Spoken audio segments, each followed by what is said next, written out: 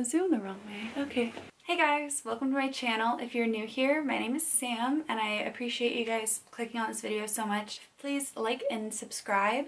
I would love to have you guys come back for more videos when I post them. I wanted to come on and address just basically quarantine and the way that I've been kind of dealing with everything. The reason I wanted to talk to you guys is because I was feeling really overwhelmed for a second, which is something I haven't really been feeling because I've been running like so much, not physically running, I'm not a runner, but I've been burning the wick at both ends. That's kind of a better way to put it. I have been nonstop in classes and just, you know, pushing myself to do the most all the time. I don't think that there's anything necessarily wrong with that, but I will say that like sometimes it does take a toll, and I kind of wanted to talk about how I deal with that. So today I just felt really overwhelmed because I'm tired. I have classes that are in LA time. So it's not like the craziest schedule, it's just it throws off my sleep schedule. So usually if I'm feeling overwhelmed, it's not necessarily always something I can pinpoint. I think that sometimes there's like a bunch of little things that add up and then suddenly I just like feel them. So like for instance, in this industry we face a lot of rejection and a lot of uncertainty. And so I didn't get a role from like something that I like put in a lot of work for. I felt really invested in this character and I really loved this character, and I just like, I really thought I could bring her justice and like I wanted to be her, you know? So it's hard to let that go immediately. And so something I recommend, whether you're an actor or anybody, because everybody in life faces rejection. We do. I mean, it's gonna happen in life. If you've never been rejected from anything in your life, then that's awesome. But I hate to break it to you, the chances are like against you. You're probably gonna get rejected at some point. The best piece of advice my dad's ever given me, and I tell people this all the time and I wanted to share it with you guys, is that if you have something that really bums you out, give yourself a certain amount of time. Smaller things like, oh, I didn't get this role I really wanted, maybe allocate like 24 hours. And if it's something like a 3-year breakup, allocate a certain amount of time per week to like feel it. So basically what you're allocating the time for is a pity party. I immediately think of like Melanie Martinez's "It's my party, I can cry if I want to." What's that song called? Is it called Pity Party? Yes, Pity Party. Yeah, you get the point. Give yourself a, for instance, this time I gave myself the 24-hour pity party. Allow yourself to feel these feelings. Like, we're human and humans feel emotion, and I think that's something that's cool about our industry, and I mean honestly you can apply this to any industry, is we as an actor, as a writer, like you have to feel those emotions in order to implement them into your craft. If I just tried to suppress anytime I felt like really upset or sad or disappointed or just straight up freaking not having a good time, man, like I would be so crazy. Like you have to let yourself feel these emotions. So that's my first tip, is just like give yourself that pity party time.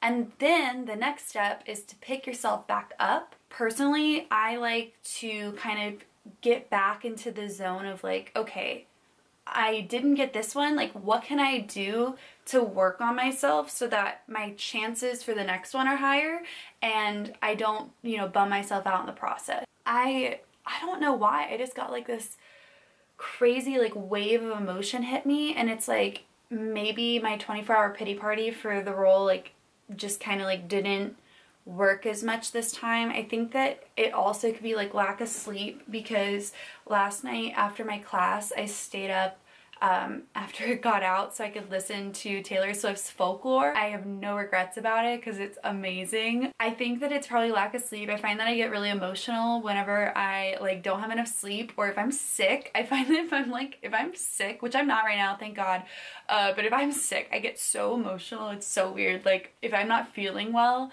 I don't know. And I also cry really easily. But this time it's like, I almost like don't even feel like crying. Well, maybe I do. I don't know. It's just hard. Life is hard, and like things don't always go our way. And no matter, I feel like, okay, I think I'm gonna pinpoint this.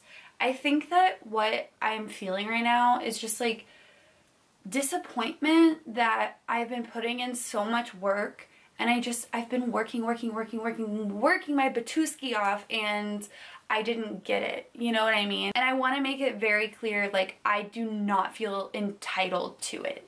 I don't, like, that's not what this is about. Like, it's not like, I deserved it. Why can I get it? It's more of like, man, like, that sucks. Like, I've really been putting in so much effort, and like, I just really wish, you know, I felt like it was mine. I put it out in the universe that like it was mine, and then it just like didn't happen. And so there's just like this existential dissonance between like me and the work I've been putting in. Like, I think that sometimes we get so caught up in the idea that like if we work really hard, we're gonna see results immediately, and like it's a race, it's not a sprint, and like people take notice. My Ravenclaw mind is like packed to the brim right now, like just with information, and I've got like so much work I have to do. Like, I'm working on 2 pilots.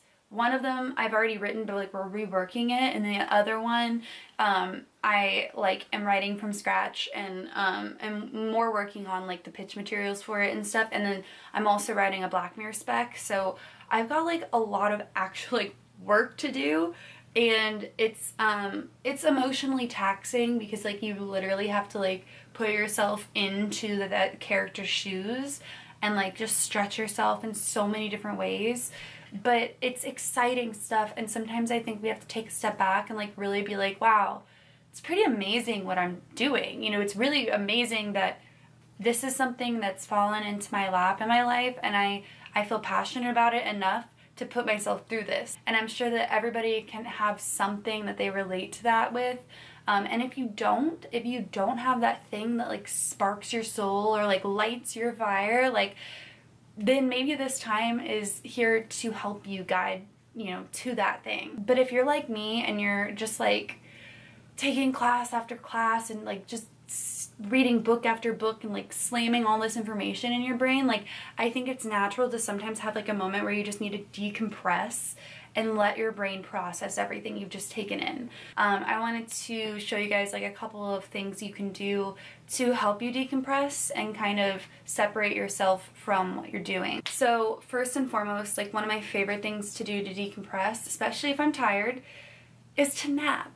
You're allowed to nap. It's so crazy, especially in quarantine. I mean, there's really not like any pressing reason usually for, I think, most of us that we couldn't take a nap. The second thing I like to do is I like to journal, and this is a 2020 Year of Growth by DreamyMoons on Etsy is where I got it. I think they also have a website. And I actually also put some tabs, monthly tabs that I got on Etsy as well. And the cool thing about this journal is that, well, first of all, they have really cool like inspirational quotes and stuff. So this journal has a thing where you can reflect on the previous week, and then like you can write your intentions for the next week. They also have it where you can put like your highlight of the day and what you're most grateful for under your thing. So that's also cool. In addition to doing a journal like that, I do have a journal that is just like a lined notebook that sometimes I find that if I'm really in my feels, it's nice to just get them out, you know, and just like freaking get them out. Another thing I like to do is read, but I don't read stuff that's in like the genre of what I'm learning or like what I'm stressed about. So like for instance, I have to read a book for class that's like about creating a TV drama series. That right now wouldn't help me. Like, I feel like I'm overwhelmed as fuck, and I just need to I just need to chill. I actually wanted to recommend these books. They're by my favorite YouTuber, Kalyn Nicholson. This one's #Feels and this one's Catcher. I find that Catcher is a really, I've only read the first chapter so far, but I found that it really like helped me. I just have my twinkle lights on. I put like a little like nightlight thing. It's like a rainbow neon light thing I have, and I just sit and I just read it at night before I go to bed, and it's just like, it's dreamy, you know? It's just like one of those things where it's like it's a fiction. It's in a different world. You're exploring a world that has nothing to do with your own, and that is something so great for when you're overwhelmed. And then this one's #Feels, and it's cool because she has like different, it's like they're divided by feels, and like each feel has a number. So like feel 21, this is weird, you guys. Feel 21 is I'm anxious about the future. That's me! We don't know anything. It's so crazy, but whatever. Okay, beyond the point. I'm gonna read it after this video. You can also do stuff like put on a face mask. You can take a bath. I took a bath the other day and it was fantastic. Light candles that chill you out. I'm burning a eucalyptus one right now, and it's just kind of like cleaning my atmosphere, and I just feel very, it helps. My favorite thing to do right now is I've been playing my Nintendo Switch. I got this skin on Etsy. It's like a gray marble, and then I have a plastic case to protect it, and it has like a little thing where you can pull it out and like it'll sit on there, but I will say it's really flimsy. I don't even know if I'm going to use it. I've been actually using, instead, I have this like phone holder that is also an Apple Watch charger, and I just put my Nintendo Switch right there. And I like to watch Hulu on this too when I'm in bed, because I don't have like, you know, sometimes I'll bring my computer over to my bed and like watch it, but I like this because I don't have like a TV, and it kind of, I think that there's something really calming about watching TV on a smaller device. I've been binging America's Next Top Model, and it's just like nice. Like I'll just lay in bed and it's like a little screen. Like I almost feel like I'm camping. You know what I mean? Some of you were like, no, give me a flat screen. Also, drinking tea. Drink like a calming tea. Like surround yourself with stuff that calms and like zens you out. My favorite thing to do when I'm overwhelmed is I like to meditate or listen to like a guided meditation. Also yoga I should have mentioned as well. Love this app. It's called Eternal Sunshine, if you guys see that. And there's a place where it says meditation exercises, and they have like a whole bunch of really cool ones. There are a lot of other apps I've used as well. Like there's one called Relax Melodies. There's one called Calm, Simple Habit. Like you guys probably already know of those already. I like Calm if I'm in the mood to hear like a bedtime story.